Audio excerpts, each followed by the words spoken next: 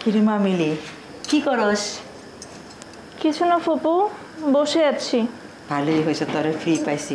তাহলে তোর লাগে একটু গল্প সল্প করি, কি বলস? বলো, কি গল্প করবা? আগে তো প্রত্যেক দিন ফোন দিয়ে বলতি, ফুপু তুমি কেন আসো না, তোমাকে না দেখলে ভাল লাগে না। এখন হচ্ছে ঠিক তার উল্টো, ভুলও একটা ফোন দিস না, আবার আমি ফোন দিলে তার ধরস না, ব্যাকও করস না। ফুপু হয়তো ব্যস্ত থাকি, আর ফোন ধরলে তো তুমি একই কথা বলো, সে একই আবু বকরকে বিয়ে কর, সে ভালো ছিল। মানে তুই আমার কথা বিশ্বাস কর, ফুলাটা আসলে খুব ভালো। তুমি কি এখন এইসব কথাই বলবে আবার? আচ্ছা, আমি কিন্তু একটা কথা শুনছি, তুই আমাকে একটা কথা ক্লিয়ার করতো, তোর কি কারোর সঙ্গে সম্পর্ক আছে? না, নাই। আবু বক্কর যে বললো তুই নাকি কার সঙ্গে ঘুরোস, রাস্তা তোর সঙ্গে দেখছে। আচ্ছা ফুপু, আমার সাথে কাউকে দেখলে তার সাথে কি আমার সম্পর্ক হয়ে যায়? সাপোজ ধরো যে আমি বাসে করে কলেজে যাচ্ছি, বাসে যারা ছিল তাদের সবার সাথে কি আমার সম্পর্ক হয়ে গেছে? তুই বাসে যাবি কেন? যেতে পারি না। থাক, এসব কথা বাদ দে, আসল কথা বল। শোন না, বক্কর তোরা সত্যিই খুব ভালোবাসে। দেখ তুই আর কত অবহেলা করস, তারপর তোর পিস পিস ঘুরে, তুই বুঝা না তোর কতটা পছন্দ করে। ফুপু, আমি না বুঝতেছি না, পৃথিবীতে আর কোনো ছেলে নেই? এই বক্করের পেছনে তুমি এইভাবে কেন পড়ে আসো? এমন করতেছো যেন পৃথিবীতে উনি ছাড়া আর কোনো পুরুষ মানুষই নেই। আরে থাকবে না কেন, বক্কর হলে একটু ভালো হয়, এই আর কি।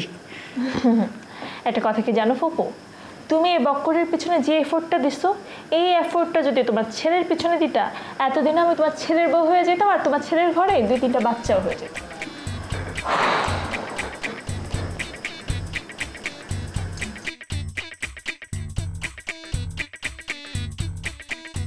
হ্যালো রতন ভাই, কি অবস্থা আপনার? এখন কেমন আছেন?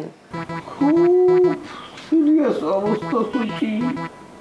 একমাত্র আল্লাহ পাক আমার হায়াতটা দিয়ে রাখছিল বলে এইমাত্র কোনো মতো পয়সা আছে বলতে পারো। কি বলেন? শুনলাম আপনাকে নাকি রিলিজ দিয়ে দিছে। এই কথা কে বললো তোমারে? মকবুল বললো আপনি নাকি ওই বাসায় এসেছিলেন।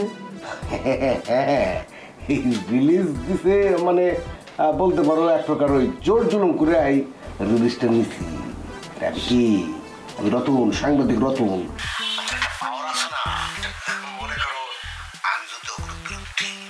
উল্টা পাল্টা কোনো নিউজ করে যায়, ওই হসপিটালে টান টান লেগে যাবো না, সেই জন্য মনে করো আমার ভয়ে আমার ওরা রিলিজ দিয়ে দিচ্ছে বলতে পারো। আচ্ছা, আপনি জোর করে রিলিজ নিয়ে আসলেন কেন? না মানে আমি বুঝলাম না, আপনার চিকিৎসা কি ঠিকঠাক হচ্ছিল না? এই এটা তুমি কি বললা? আমি রতন, সাংবাদিক, আমার চিকিৎসা ঠিকঠাক মতো না করে অগর কোনো উপায় আছে? মাঝে মধ্যে মনে করো তোমাদের কথা মনে পড়ে যায়, ভালো লাগে না বুঝছো।